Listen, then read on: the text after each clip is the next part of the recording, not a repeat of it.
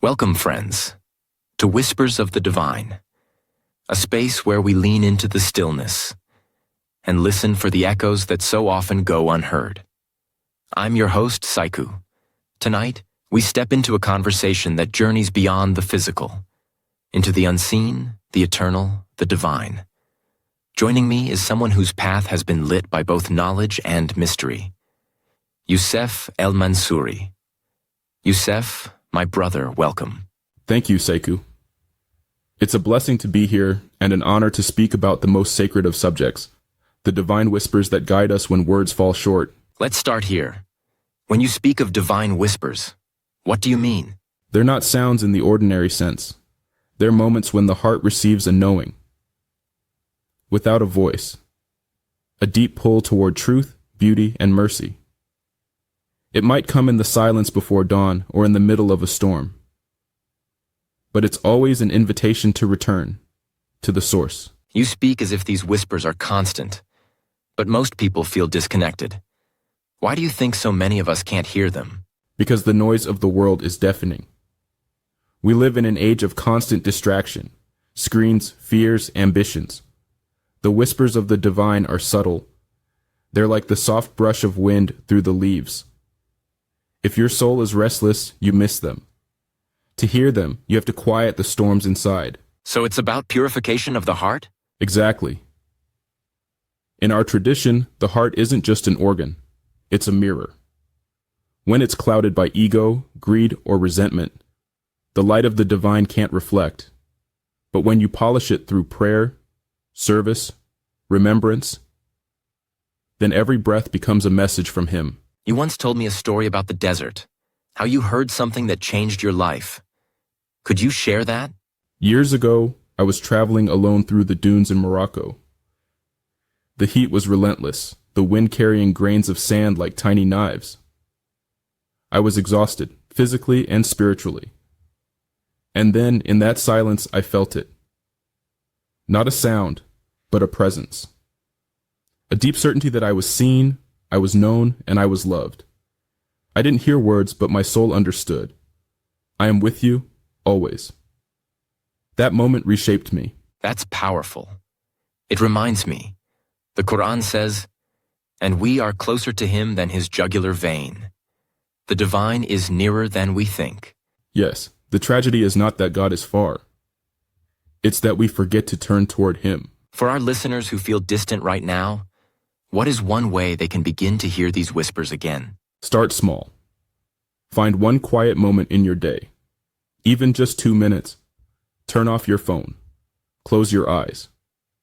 Say his name with sincerity. Listen, not with your ears, but with your heart. If you do this consistently, the whispers will return. Youssef El-Mansouri, thank you for sharing your heart tonight. And to you listening, may you find stillness in the noise, light in the darkness, and the courage to follow the whispers when they call.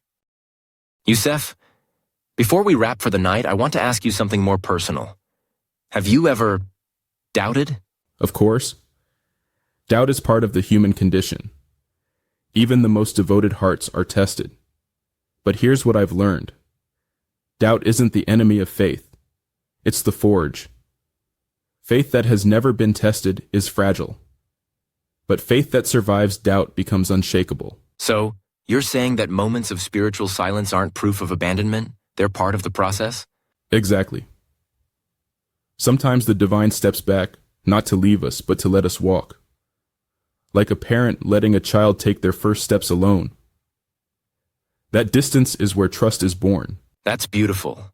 You know, I think many people are afraid of silence because they mistake it for emptiness. Yes. But silence is not the absence of God. It's the canvas on which his whispers are painted. Let's talk about the world right now. So much chaos, injustice, and noise. How do we protect our hearts from becoming hard? By remembering mercy. Even when the world is cruel, we can choose to be gentle. Mercy is not weakness. It's strength under control. And when you practice mercy, you tune your heart to the frequency of the divine. There's a verse I keep thinking of. Indeed, in the remembrance of Allah do hearts find rest. It feels like our entire conversation comes back to that. It does, because remembrance is the anchor in the storm. When you remember him, truly, you see the world differently.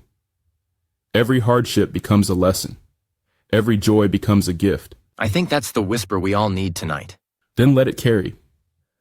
Because a whisper heard by one heart can echo across 1,000 souls.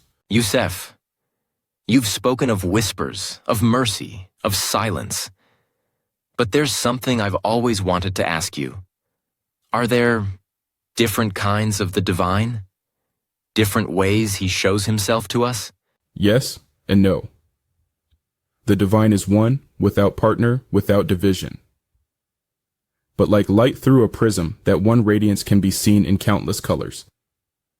Different people, different hearts, perceive him through different names, attributes, and signs. Spell them out for us.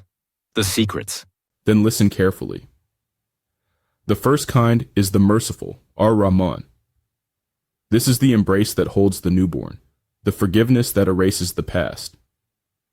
When you feel a wave of compassion wash over you for no reason, that's him. The second is the Just, Al-Adl. The balance of the universe, the truth that comes to light after years in shadow. Justice may seem slow, but it never sleeps. The third is the Hidden, Al-Batin.